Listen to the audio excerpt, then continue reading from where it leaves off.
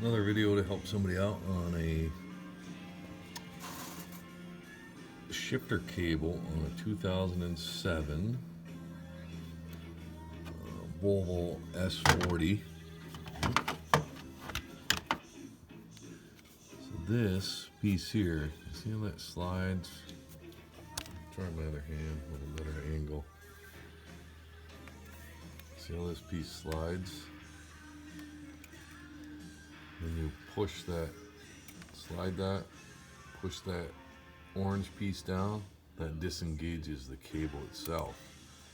To get the cable out, you see this blue C-clip? You pull that out, and then you can actually push this together. To get it out, take the clip off, push this whole piece together, comes off.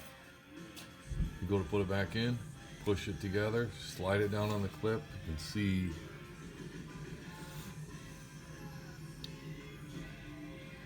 see on the clip where it slides in, there's a groove right there. That groove slides into that bracket.